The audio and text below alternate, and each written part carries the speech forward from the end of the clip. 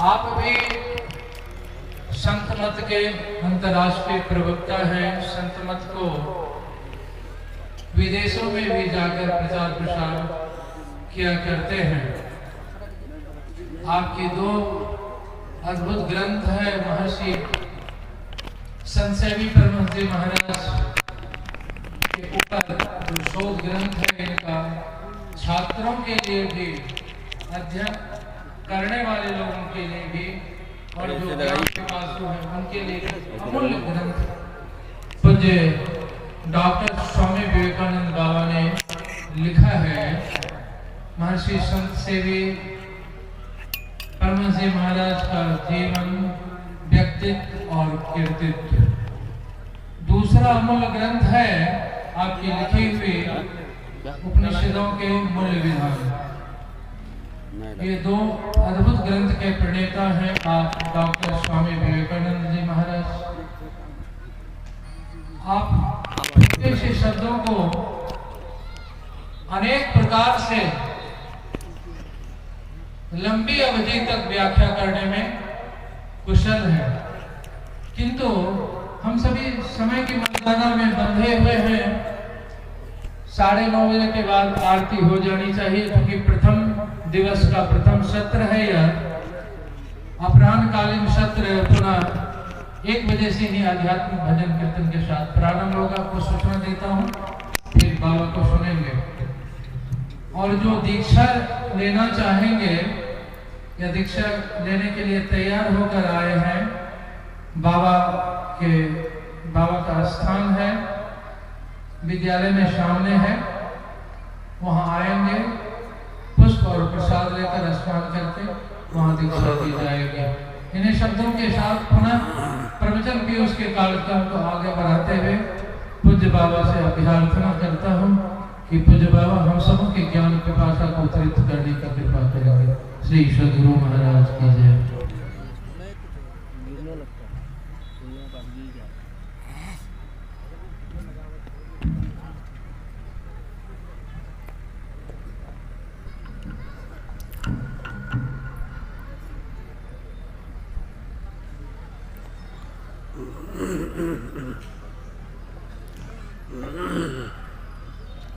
Time कितना हुआ?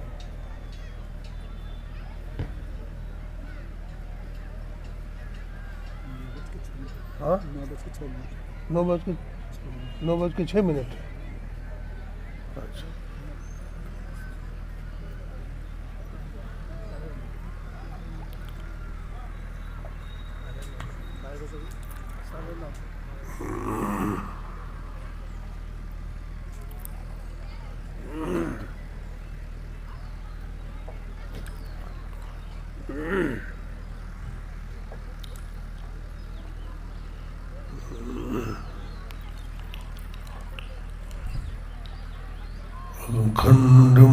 खंडमंडलाकारं व्याप्तमेन चराचरं तत्पदं दर्शितं मेन तस्मै श्री गुरुवे नमः। ध्यानमूलं गुरुर्मूर्ति पूजामूलं गुरुपदम् मंत्रमूलं गुरुर्वाक्यं मोक्षमूलं गुरुकृपा मोक्षमूलं गुरुकृपा। अपने मनवाणी को एकाग्र करने के लिए एक बार पूरी श्रद्धा और विश्वास के साथ गुरुदेव का जयघोष करें, ताकि हमारा बिखरा हुआ मन एकाग्र हो सके। बोलिए प्रेम से श्री सद्गुरु महाराज की। कोई भी हाथ न उठाएंगे, ये संतमत का सत्संग है। आप लोग श्रद्धा विश्वास के साथ केवल मुंह से बोलिए, हाथ संतमत में उठाने की मर्यादा नहीं। बोलिए प्रेम से श्री सद्गुरु महाराज की जय। आप लोगों को आदत लगी हुई है।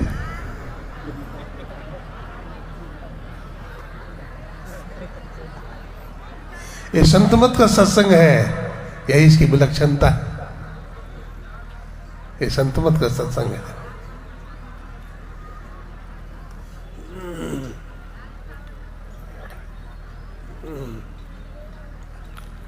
आवागमन के चक्र को मिटाने वाले, त्रैतापों को जलाने वाले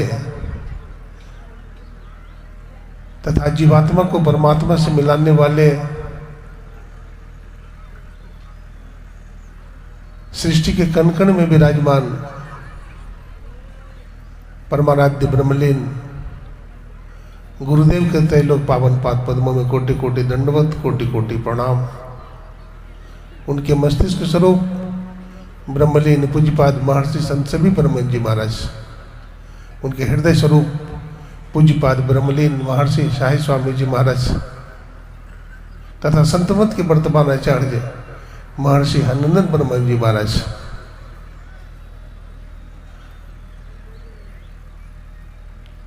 तथा प्रतिनिधि स्वरूप हमारे पूज्यपाद गुरु से भी भगीरथ दास जी महाराज के चरणों में नमन करते हैं, प्रणाम करते हैं।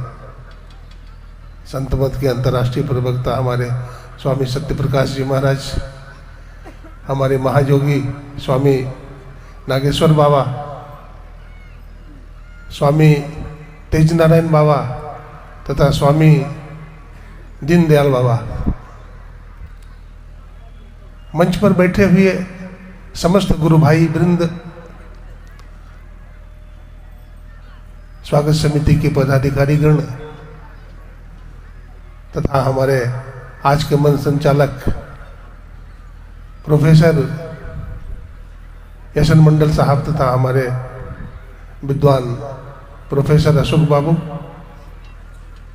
सत्संग प्रेमी सज्जनों, माताओं, बहनों, मैं आप सबों का हार्दिक अभिनंदन करता हूं, सबों को नमन करता हूं, वंदन करता हूं, प्रणाम करता हूं।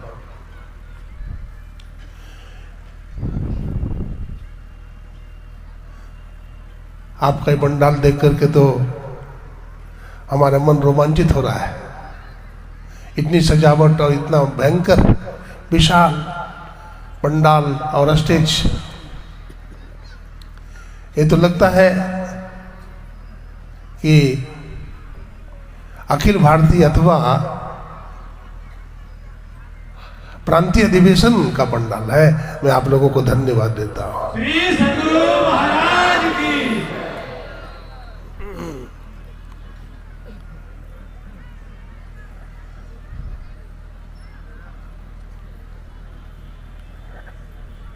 अगहन का महीना था, धनकटनी चल रही थी। एक किसान रस्सी बांट रहा था। रस्सी बांटना समझते हैं? मुंज से वो रस्सी बना रहा था। 3 घंटा तक रस्सी बनाता रहा। 3 घंटे के बाद सोचा कि बहुत हो गया, अब तो धान ढोने के लिए इतना बहुत है, पर्याप्त। तो पीछे मुड़ करके देखा तो देखा रस्सी ही नहीं है। तो बगल में लोग खड़े थे, बोला भाई 3 घंटा से मैं रस्सी बांट रहा था, रस्सियां कहाँ गई? बोला महाराज बकरी आई थी और सब रस्सी खा के चली गई। हम लोग सत्संग करते हैं, सुनते हैं, लेकिन हमारे पात्र में कुछ अटता नहीं है, हमारे दिमाग में कुछ अटता नहीं है। क्यों? हमारे अंदर वैराग्य नहीं है, हमारे अंदर ज्ञान नहीं है, हमारे अंदर भक्ति नहीं है। सुनते तो हैं केवल, लेकिन अमल नहीं कर पाते। जिस तरह से सज्जनों सिरनी का दूध सोने के पात्र में अटता है, मिट्टी के पात्र में शेरनी का दूध अट नहीं सकता। ये ब्रह्म ज्ञान, ये अध्यात्म विद्या, ये सदगुरु का ज्ञान। तभी तो हमारे गुरुदेव ने कहा संत मत की मूल भित्ति तो उपनिषद के वाक्यों को ही मानने पड़ता है। ये संत मत उपनिषद है। अभी सुन रहे थे हमारे स्वामी सतप्रकाश जी महाराज से सुन रहे थे। ये संत मत का ज्ञान वेदांत का ज्ञान है। ये खांटी वेदांत, ये शुद्ध विज्ञान, शुद्ध वेदांत है, प्योर वेदांत। बात करेंगे, लोग बोलते हैं हम तो 50 साल से सत्संगी हैं, कोई बोलते हैं 60 साल से सत्संगी हैं। लेकिन बाबा हमारा मन बड़ा अशांत रहता है, हमारा कोई विकार नहीं छूटा, विषय वासना नहीं छूटी, धन का प्रलोभन नहीं छूटा, विषय वासना की तृष्णा नहीं छूटी। मैं अहंकारी हूं, मैं क्रोधी हूं, सब तरह का विकार हम में है। लेकिन जब जीवन में वैराग्य हो जाता है, जीवन में ज्ञान हो जाता है, बोलते हैं ना जब गर्म दूध पीने से जीवा जल जाती है तो लोग मट्ठा भी फूंक करके पीते हैं। आप जानते हैं, सुने होंगे, व्यासनंदन सुखदेव जी महाराज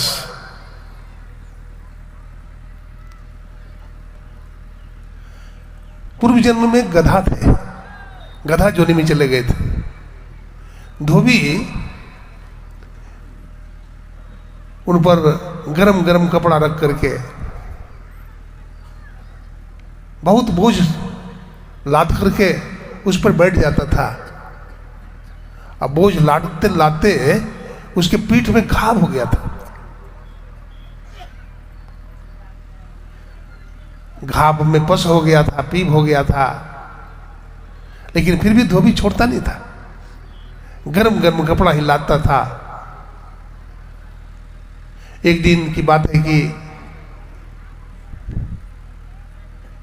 धोबी पर कपड़ा लाद करके वो जा रहा था, दलदल रास्ता था, गधा का पैर धंस गया कीचड़ में, उसको लाठी मारता था तो वो हिलता था तो और धंसता चला गया और पूरा धंस गया। बहुत लाठी से पीटा और धोबी दोबारा नहीं आया। उसी में जब पूरा धंस गया तो चील आकर के झपट्टा मारा घाव पर, उसका पचौनी खींच करके जो है भागा ऊपर। इतना खून निकला, इतनी वेदना हुई, इतना दर्द हुआ कि गधा वहीं तड़फड़ा करके मर गया।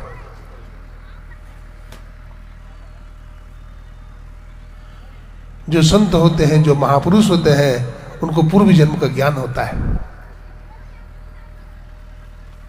ऐसे ही संत की दृष्टि जब आप पर पड़ती है, भगवान बुद्ध ऐसे संत थे जिनकी दृष्टि अंगुली मार पर पड़ी तो अंगुली माल को साधु बना दिया था।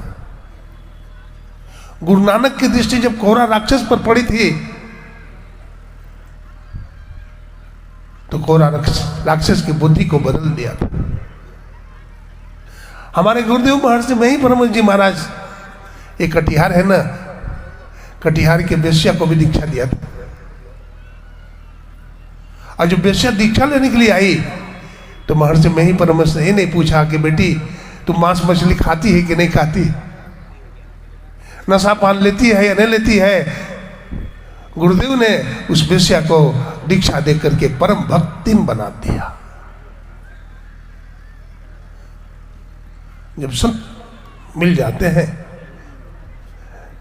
जब संत की दृष्टि हम पर पड़ती है और कारुणिक दृष्टि पड़ती है, करुणा भरी दृष्टि पड़ती है, तो फिर हमारा जन्म जन्मांतर का सुधार होता है। आग लगी आकाश में, चुई चुई गिरी अंगार, संत न होते जगत में तो जल जाता संसार। अभी तो बहुत बड़ा पंडाल बना है, अब बहुत पैसे खर्च हुए। भगवान बुद्ध और अंगुलीमाल के बीच में जो सत्संग हुआ था, कौन सा पंडाल बना था? ठहर जाओ, कटार लेकर के भगवान बुद्ध की तरफ दौड़ रहा था, ठहरो। भगवान बुद्ध तो भजन में मस्त रहते थे। जोर से चिल्लाया, भगवान बुद्ध ने पीछे मुड़ा, दृष्टि पड़ी, ठहर जा। मैं तो ठहर गया, लेकिन तू कब ठहरेगा? जादू से असर हुआ उसके हृदय पर। बोला, महात्मन मैं आपकी बात नहीं समझ पाया, आप क्या बोलना चाहते हैं? बोला, अरे मैं तो राजपाट छोड़ करके, प्रपंचों को छोड़ करके धर्म में स्थिर हो गया हो, लेकिन अभी तू जो पाप कर रहा है इसको कब छोड़ेगा तू? प्रभावित हो गया, अंगुली की माला तोड़ दिया, कटार फेंक दिया और बुद्धम शरणम गच्छामि, भगवान बुद्ध के शरण में चला गया। वहां कौन सा पंडाल बना था? एक क्रांति घटी, एक रेवोल्यूशन हुआ कि एक डकैत खूंखार भगवान बुद्ध की दृष्टि बात होते ही वो साधु बन गए।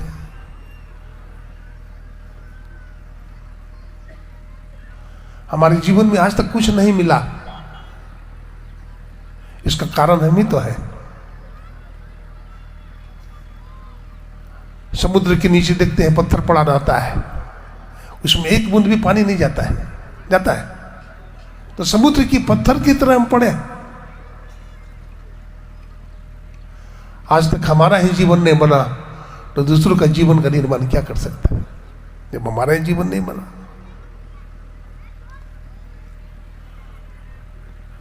सत्संग की बड़ी महिमा है। मैं यूनाइटेड अरब अमीरात गया था एक बार। जेपी हेनरी ने सत्संग करवाया था। वो जजमान थे, मुख्य जजमान, बहुत पैसा वाले, बहुत धन वाले आदमी।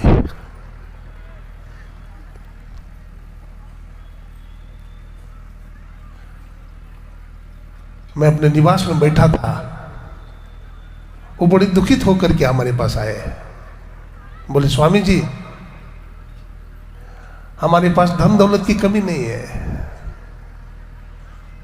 हमारे पास इतना धन है कि हमारा 50 पुश्त बैठा हुआ खाएगा, लेकिन मैं बहुत दुखी हूं। बोला, क्या हुआ? बोला, हमारा एक ही बेटा है, वो बहुत लाडला है मुझे। मैं तो सत्संगी हूं, लेकिन हमारा बेटा जुआ खेलता है, शराब पीता है, मांस खाता है, वेश्यालय जाता है। मैं क्या करूं? बहुत समझाया, लेकिन समझता नहीं। बहुत तरह के महात्मा आए, हर एक संप्रदाय के महात्मा आते हैं, लेकिन प्रभाव नहीं पड़ा। आप कुछ करिए। मैंने कहा, गुरुदेव कुछ कर सकते हैं, मैं क्या करूंगा?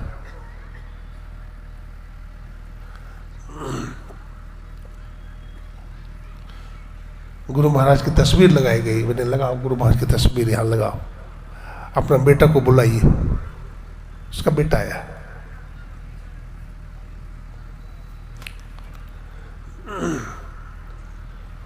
गर्मी का दिन था, उसके टेबल पर 2-3 आम पड़े हुए थे, पुराने आम। मैंने कहा कि 2 किलो बाजार से आम ले आओ ताजा। तो 2 किलो ताजा आम लाया बाजार से। मैंने कहा टेबल पर रख दो, टेबल पर रख दिया। इधर सत्संग का शुभारंभ हो गया। पहला दिन हुआ, दूसरा दिन हुआ, तीसरा दिन आ गया। तो मैंने पुनः बुलाया उसे। मैंने कहा इधर। हमारे पास आया तो मैंने कहा कि आम जो मैं लाने के लिए दिया था वो लाओ। तो आम ला करके हमको दिया। मैंने तो आम सड़ गया है। बोला हाँ स्वामी जी आम सड़ गया है। तो इस आम को कहाँ रखा था तू? तो जो सड़ा हुआ आम था उसके बीच में रख दिया था। जो सड़ा हुआ आम था उसके बीच में रख दिया था। बोला हाँ सड़ा हुआ आम के बीच में रख दिया था। मैंने कहा इसलिए तो ये आम सड़ गया।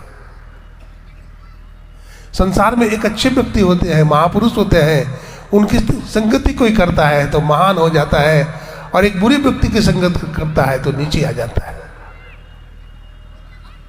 धूल जब हवा का संग करती है तो गगनगामिनी हो जाती है, और वही धूल जब पानी का संग करता है तो नीचे आ जाता है नाले में।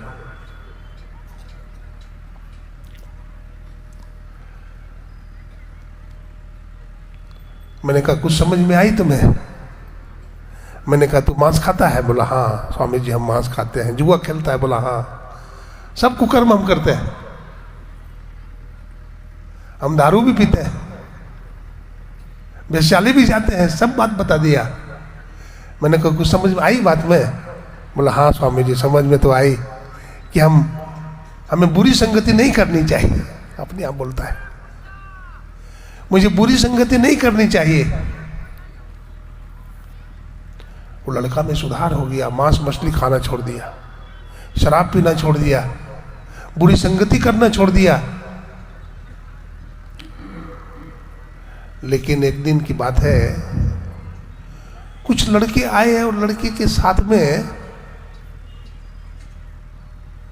वो वेश्यालय चला गया। उसके बाप खोजते खोजते वहां पहुंच गया वेश्यालय, देखा उसे।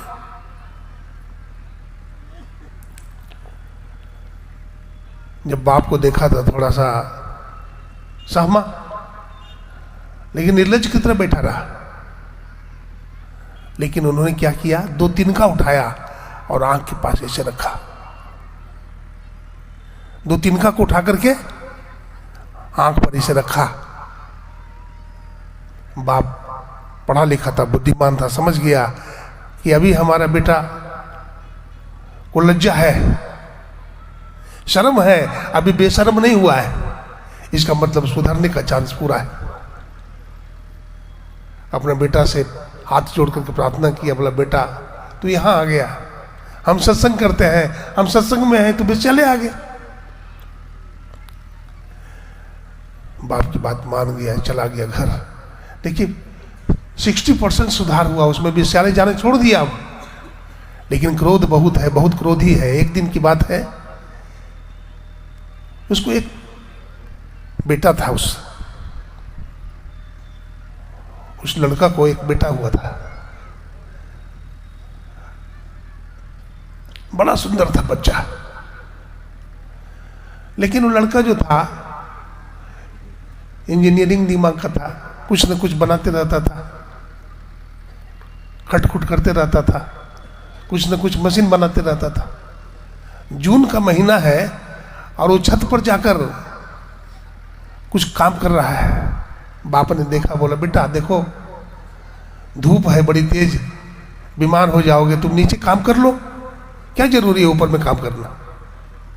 बहुत जोर से बाप को डांटा, बोला बुढ़े तू बार बार मुझे टोकता है, तुम्हारा दिमाग खराब हो गया है, हम यही काम करेंगे। नहीं सुना। फिर बाप आ गया हमारे पास, बोला बाबा अब हम क्या करें, ये तो सुधरता है नहीं, थोड़ा सुधार तो हो गया है लेकिन क्रोधी बड़ा है। मैंने कहा उसका भी सुधार हो जाएगा। मैंने कहा उसका बेटा को तुम छत पर लेके चले जाओ और धूप में ही लेटा देना। उसका छोटा सा बेटा को ले जा करके छत पर चला गया, धूप में लेटा दिया। अब गर्मी के मारे बच्चा तड़पने लगा, रोने लगा जोर जोर से। तो उसका बाप ने देखा, बोला बुढ़े तुम्हारा दिमाग खराब हो गया है, मासूम बच्चा है, जून का महीना है, तू छत पर इसे लिटा दिया, ये मर जाएगा। अब बाप को मौका मिला, बोला बेटा जैसे तुम्हारा बच्चा तुमको प्रिय है, तू भी तो हमारा बेटा है ना, तू भी मुझको बड़ा प्यारा है। ऐसा सुधार हो गया कि 100% सुधार हो गया।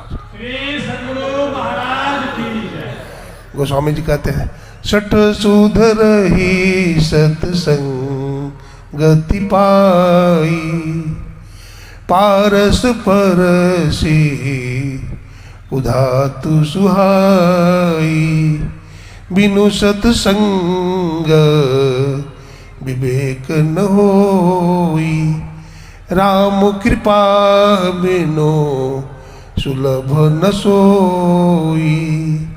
बिना सत्संग का विवेक नहीं होता, और जब तक राम की कृपा नहीं होती तो जीवन में सत्संग भी नहीं मिलता है। ऐसा न समझे कि हम सत्संग में यूं आ गए, परमात्मा की बड़ी कृपा हुई है इसलिए आप सत्संग में आए हैं। कटिहार जिला में इतने लोग हैं, बहुत लोग हैं, लेकिन सब सत्संग में नहीं आए हैं। जिन पर प्रभु की कृपा हुई है वो सत्संग में आए हैं। इसलिए हम अपने जीवन में सत्संग करें। संतों का संग कैसा होता है, अभी सुन रहे थे, हमारे परमाराध्य गुरुदेव कुप्पा घाट में रहते थे, और 1982 से 1986 तक परिनिर्वाण दिवस तक बहुत चमत्कार हुआ है। एक रामानंद बाबू करके अध्यापक थे, एचएम थे, वो बहुत बुद्धिमान थे, लेकिन दिमाग खराब हो गया था उनका, पागल हो गए। बेटा ने भर्ती किया काके में, रांची में, लेकिन वहां भी डॉक्टर ने भी रेफर कर दिया, बोला अब ठीक नहीं हो गई, महापागल है, इसको ले जाइए। तो उसका बेटा धर्मपत्नी ले आए कुप्पा घाट की, चलो गुरुदेव का अंतिम दर्शन करवा देते हैं। गुरुदेव व्हीलचेयर से घूम रहे थे और रामानंद बाबू लाठी लेकर के अपना बेटा को खदेड़ रहे थे। बेटा भागा जा रहा है, जोर जोर से चिल्ला रहे हैं। गुरुदेव पूछते हैं, अरे कौन है, कौन हल्ला कर रहा है? तो बाबा ने कहा कि हुजूर ये रामानंद बाबू है, अध्यापक एचएम साहब है, इनका मस्तिष्क खराब हो गया है, काके रांची में भर्ती थे, डॉक्टर ने रेफर कर दिया, ये महापागल है हुजूर।